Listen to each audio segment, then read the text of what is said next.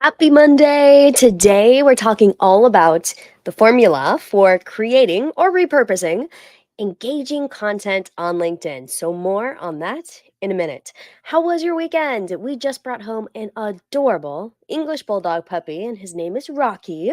And we are definitely experiencing those new puppy parent moments with crate training, feeding, paper training, and a good number of middle of the night wake ups. He's a handsome little fella, and maybe I'll bring him on for a cameo soon. Now it is time for Mondays with Mindy. This is a weekly show on, you guessed it, Mondays, where I talk about all things LinkedIn pipeline, promo, and profiles, what I like to call the three P's of LinkedIn. So, do you have questions about LinkedIn that you want me to answer? Be sure to like this post, whether you're watching live or from the replay. Leave your questions below or shoot me a DM. I will answer them. Eventually, it may not be right away, but I will answer them after the show or on a future episode of Mondays with Mindy. Let's get right to today's topic. How do we actually create or repurpose content on LinkedIn that people actually care about? Should we start trying to hack the algorithm? What is the secret to content on LinkedIn? So, here we go. How often should you post to LinkedIn? I think that's one of the questions I get a lot. How do I get the algorithm to work for me? These are all common questions that we ask because we think that if we simply understand the how, we'll actually start doing it. Just tell me the answer, Mindy. What should I write? How long should my post be? Which hashtag should I use? But we're asking the wrong questions. You may be able to hack your way to a few viral posts on LinkedIn using these methods perfectly. I've seen it done by some self proclaimed experts and those following their advice. But the problem is, viral content does not usually lead to better relationships with your tribe, with your following, with your audience, your potential prospects. Quite often, it has the opposite effect, where you actually appear a little bit too unattainable and too untouchable, and that you're not able to pay enough attention to the individuals who comment on your post. Think about it. If you see a post, and that post has thousands of likes and maybe hundreds of comments, are you going to pipe in? Do you think the author is actually going to read your comment? You'd be lucky if they do. Some people actually do have the time to do that, but most people don't. So if you're in a business with a relationship based sales process, you must take into consideration that part of the premise to people wanting to do business with you is to feel like you're able to get into a conversation with them. You need to feel a little bit approachable. So, viral content may make you appear popular, but it won't necessarily help you get more one to one clients or necessarily attract those high paying corporate gigs that you all want. The online realm has changed. People who are seen as influencers don't often hold all the cards when it comes to building a great business anymore. They used to. A few years ago, that was a big thing, and that's how you got gigs.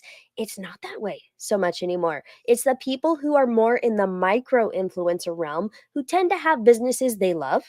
They choose the clients they want to work with, and they have the byproduct of enough revenue to specialize in doing what they enjoy and not the parts they don't like. So I don't know about you, but I'd much rather work with someone who looks like they have time for me if I get stuck. Not someone who's automated everything in their business and has a host of virtual assistants at their beck and call, handling their DMs at all hours of the day. So think from your customer's perspective, not what the social media experts tend to tell you because they're trying to sell you something, because we're all selling something, right? With our world as it is now, we are all looking for more of that personal connection with the people that we admire, the people we trust, and those we want to learn from. There's something really special about maintaining and valuing accessibility. If you don't yet have 10,000 plus followers, I don't, on your preferred channel, you're exactly where you need to be. Don't stress about it. Instead, you want to go deeper with your network. Write for them. Don't write to go viral. All right, so hey there. For those who don't know me, my name is Mindy Rosser. I'm the founder of Mindy Rosser Marketing, and I have a program called the LinkedIn Accelerator for those who want to go from 0 to 60 on LinkedIn with their profile and their network. I help superstars who feel they are the best kept secret in their industry to become the go to visible expert in their niche so they can get that next opportunity, grow their business, and scale their impact. In this live, we are going to talk about why not following the LinkedIn formula for irresistible content is causing you to dilute your message and write or repurpose that content that resonates with no one, and how you can actually deepen your relationships with your current network without ever needing to go viral, right? That's good news, right? You don't have to be popular or go viral to make this all work. So, are you ready? Let's do this. Go ahead and like this post, whether you're live or watching from the replay, to give it some social love. All right, so we have this obsession, and I call it the obsession with going viral or getting a massive following. And it is crushing experts left and right who are darn good at what they do and wasting way too much time doing content creation. We hear all these things like batching your content. That's brilliant, right? Do a bazillion podcasts or a bunch of these live streams all in one day, and you're going to get so much traction. But instead of focusing so much on the marketing of their businesses to attract a wider audience, they could actually go deeper with their current network and not stress about it and not have to see those numbers going up into infinity and beyond. So, this topic actually was brought up by one of my former program members inside the LinkedIn Accelerator, and it really had an impact on me. I was in the middle of explaining how to grow your network with the right people. I was showing all of these high converting connection requests. I was elaborating on the importance of the approach to new connections. How do you actually find all of these wonderful people? She raised her hand, a little virtual Zoom hand. It's like, Mindy, can I say something? Yes, you may. Mindy, I know I was supposed to research 5 to 10 new people that I want to connect with on LinkedIn. I know. But instead, what I actually did was I made a list of people I'm already connected to who are a perfect fit for my business. Is it okay to instead go deeper with them? Doesn't it make sense to nurture those existing connections instead of just adding more? I paused. It's hard to get me to pause. I talk very fast and I talk a lot. And I said, oh my goodness, that was a brilliant question. And it was very, very insightful. This same exact thing happens with our content. We work so hard to write content that has massive appeal to build our networks and expand our influence. Some of us spend thousands of dollars a month paying content writers to write content for us because we're just hoping that that right piece of content will get out there and we will see that avalanche effect. But because it's not written to go deeper with our existing network, we often miss the mark with people, the people that matter most to our business. All of those people who want to go down this path with us get stopped right from the beginning because we're just saying what everyone is saying and we're staying really shallow. We're staying surface level. We're almost afraid, a little bit afraid to go deeper. Like it starts to get a bit more vulnerable for us. We want to appeal to everyone. And like you've heard, like we've all heard, and in doing so, we appeal to no one. So we've heard that analogy before, but we forget. We forget about it when it comes to our content creation.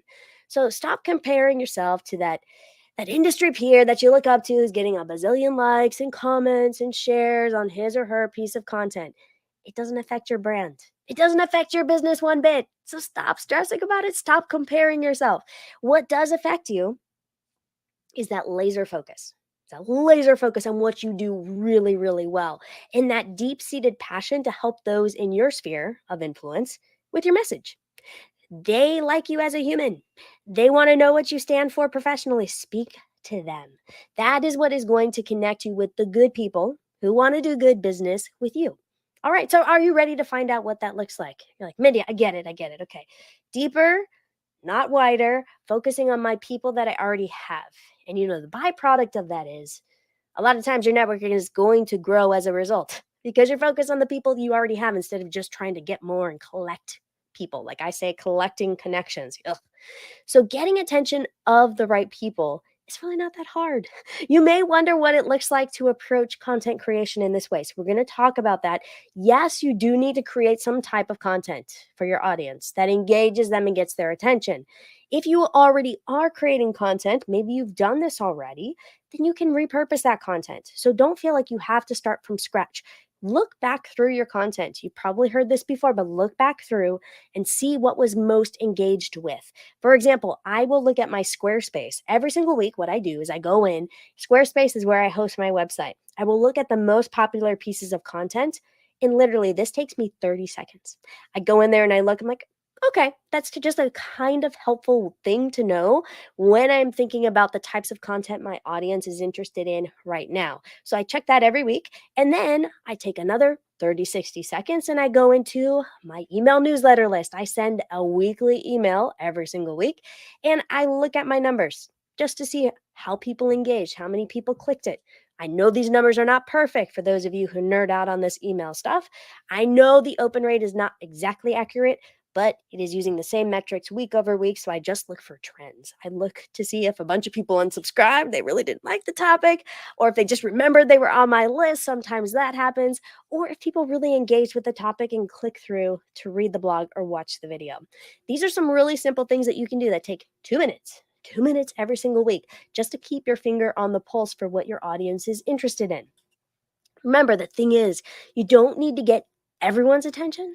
You just need to speak to those whom your message resonates with. There are certain people that are attracted to you, and those are the people you are trying to reach. Sometimes you are not your target audience. So some of us are like, well, I'm tired of saying this. Okay, I'm tired of saying what I say, and I say it every single week. And you know what? That's okay. Because there is somebody who has never been introduced to me and they are hearing this content for the first time. And so I need to show up with that level of excitement and enthusiasm. And then I also come across as somebody who has been doing this for a while and as somewhat of an expert, I guess, in what I do because I have talked about it so often. And so it is hammered home. And when I say it with confidence because I have lived it for a decade plus. So it's okay. It's okay if you get a half dozen likes and just a few comments. If you want to see that, go look at my posts. Like, go through my activity stream. Not all of them have bazillions of comments, and I'm okay with that. So you treat those comments and likes as if they are gold because they are. Follow up with everyone in the comments or shoot them a DM, a direct message when they engage with you. The impact this has for me, for my clients, for my students is surprisingly powerful. If you want to learn how to hack the LinkedIn algorithm, I'm not your person. Okay, there are other experts out there who are really good at hacking the algorithm. They share all the data. They are nerds about this stuff. But if you want to create irresistible, engaging content that actually opens doors to real relationships with real humans whom you can help in your industry, this is my sweet spot. This is what we're getting into today. The biggest thing I want you to take away from this live is that it is not about your numbers. It is not about going wider with your audience just to get more. Yes, I pay attention to my numbers. I just mentioned that. But instead, it is really about your relationships. Paying attention to those numbers helps me understand the relationships that I am building with people through my content.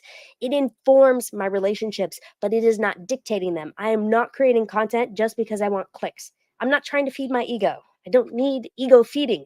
This is about helping people. This is about my passion to share the knowledge I have built up over time with others. And because I approach it in that way, it hits people differently. So it's about your relationships with the people who are touched right now by your message, no matter if it's just a dozen people, if it's just 12 people who are listening to you every week. Value them, make sure that they feel heard. We all start somewhere. What kind of impact can you have on those dozen people? You have the opportunity to go deep if you want to. Your competitors are not. So that's the secret. Like, your competitors are not going deeper, they're going wider. So they look at those dozen people and say, I'm just going to wait.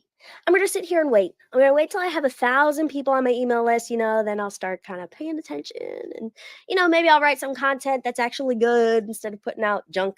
So they don't see these 12 people as individuals with hopes and dreams, but you do. You see them with your eyes, you watch their engagement, you go back and forth, you have good discussions with them. So let's talk about three ways that you can actually start creating this engaging LinkedIn content. This is not a writing how to, this is literally getting into the heads of people that you want to reach out to and really about the mindset that comes into creating content. Because if you don't have that mindset right, I know it sounds fluffy, but it is crucial. If it is not correct, and you are just following some LinkedIn content guide, I have come across some too where they are 365 LinkedIn posts that you can do in a year so you can post every day. And yes, you can follow those formulas, but it is going to sound like a robot. It's not going to sound like you. It's going to sound like marketing, you know what. So, what should you consider as you're approaching the creation, or if you're deciding whether to repurpose some content for your audience on LinkedIn? There are some basics when it comes to LinkedIn specifically that we'll talk about, but I'm not going to go, like I said, not into the nitty gritty, actual writing, actual formatting, character count, all of that stuff. That's what I teach inside my programs, but it's not as important as the mindset to how you are approaching content creation. So, number one, engage their emotional brain. So listen to them. Listen. We have two ears. Remember this? You've heard this as a little kid. You have two ears and only one mouth because you're supposed to listen twice as much as you talk. So listen to them on social media. Pay attention to the words they use, the struggles they face, how they're coping with things now, which solutions are working or not for them. Listen, listen, listen. You have to understand the emotional component to why they think what they think. You have to understand the emotional component to why they think what they think. Why? It's not just about what they think. You're like, well, they're wrong. No, why do they think that? Go down that path. Understand why. Because when you can understand why, then you can help them figure out where their limiting beliefs are, where their blocks are, where their misunderstanding is. If you cannot tap into this, you're going to get stuck in writing how to content. And how to content is out there. I called this a how to create engaging content on LinkedIn, but this is really not a how to step by step article. That content is just too tactical and it doesn't grab people. It doesn't help them tap into the emotions they're feeling. They don't feel heard. They don't feel seen. When you read a how to article, it's like, okay, step by step, I'll do this, step by step, I do this. But there's very little emotional component in most how to content. Think about the people that are captivating. When you think about it right now. Who is somebody that is just so captivating to listen to? You just like love listening to them talk. I think of people like Brene Brown. It's like when she talks, I listen. I listen with both ears wide open. I think she's fabulous. Or an Oprah Winfrey. I mean, she's great. She's not my style, but a lot of people I know really feel captivated when she speaks. She has a presence. She engages her audience. So how many step-by-step articles do they write? How many of those have you seen from Oprah or Brene Brown? Probably not that many. So they focus on eliciting that emotional reaction from people and really shifting perspectives. When I think of a Brene Brown or an Oprah Winfrey, they get people on, people come with a certain idea or a concept in their head. By the end of that interaction with Oprah, with Brene Brown, it's like you see things completely differently. It's like almost like you take off a pair of glasses and put on like another pair of glasses. So they focus on eliciting that emotional reaction. They focus on that perspective shift through the types of content they create. They also entertain. They also challenge. They challenge ideas. They challenge concepts. And they ask a lot of questions and they listen a lot. I feel like they listen so well. And I think that is very, very magical when it comes to creating really good content. People can tell if you're listening or if you're just waiting for your chance to talk. So pay attention. It matters. Engage their emotional brain. Number two, speak their language. So speaking their language shows that you care about them. Many of us tend to default to industry jargon, which I'm guilty of. I start using industry terms that my peers may use, but that other people are like, what is she saying? I have no idea. Social selling, like, what is it? Is that a thing? I have to Google that. So many of us tend to default to this, but we have to be really, really careful, either consciously or unconsciously, because we don't want to alienate our audience. We really want our people to feel heard. We should be using the words that they use. We all do this. We're all guilty. I'm guilty. Okay. We start to use phrases that are familiar to us, but either feel a little bit hard for our people to grasp, or they make us feel, again, unattainable or out of touch with where they are. Sometimes we are so far down the road we're on that we forget where we started and how we need to help our audience get to the next step. They don't need to get all the way down that path.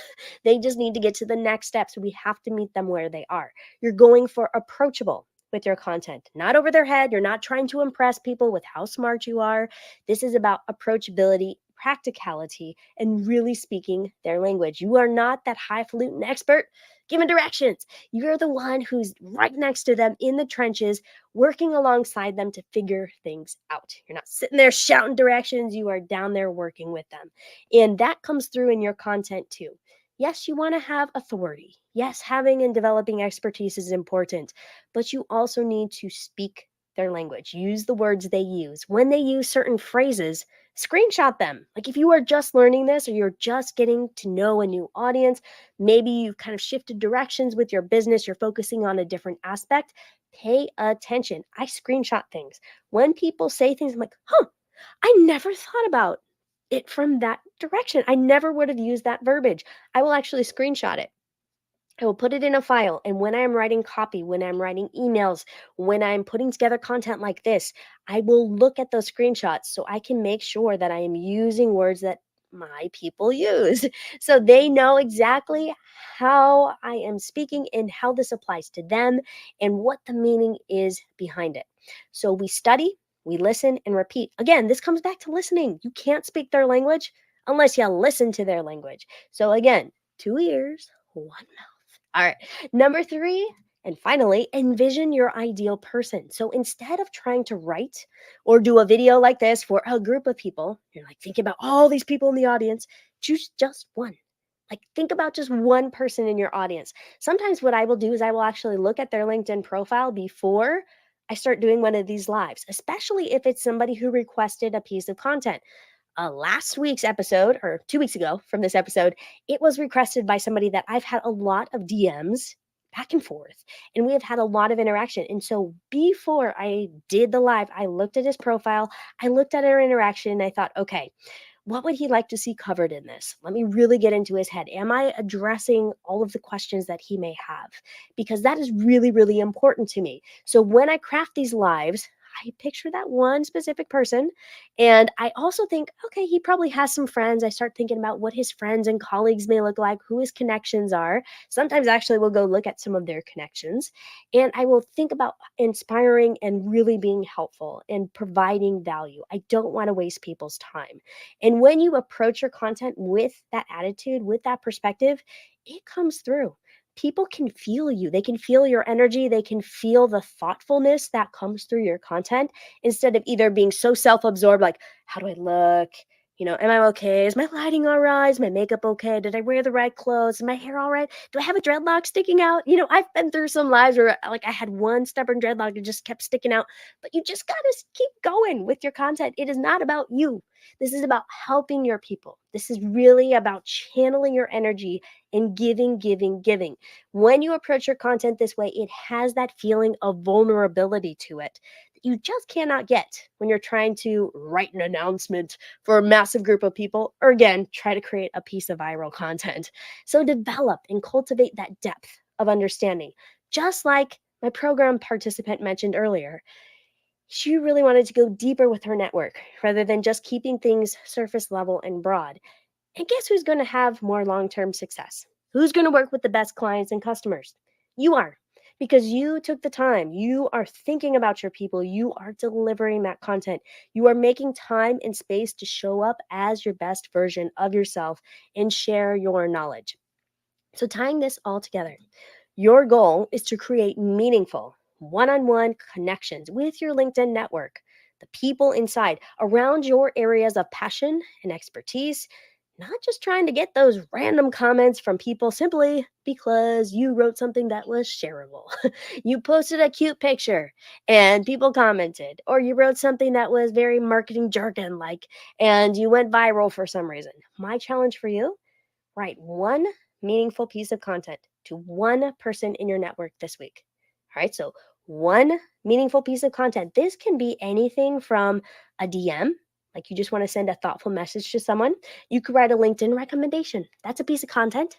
You could share something on LinkedIn and thank some people. I've seen some of those posts. Sometimes they can feel a little bit self serving, so be careful if you're doing like a public thank you, but those ones can be appropriate. Or you can create a piece of content like this, start a LinkedIn live show. You could also do a LinkedIn newsletter, but write one meaningful piece of content to one person in your network this week.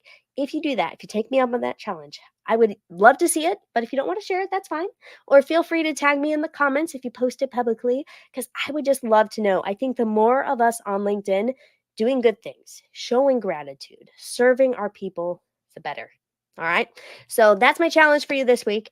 And then for those of you who are looking for that extra edge to get started on the right path with your LinkedIn network, I actually have a free LinkedIn profile guide. Some of you may have seen it on my LinkedIn profile before. You can find it there, or you can just screenshot the link that is scrolling across the screen. I will also put it in the comments, but this will help you dial in the most important sections of your LinkedIn profile. It will also have 3 mini training videos for you to kind of talk you through the most important sections so that you can feel confident in growing your network and really building irresistible, engaging content. So I will see you all next week on Mondays with Mindy.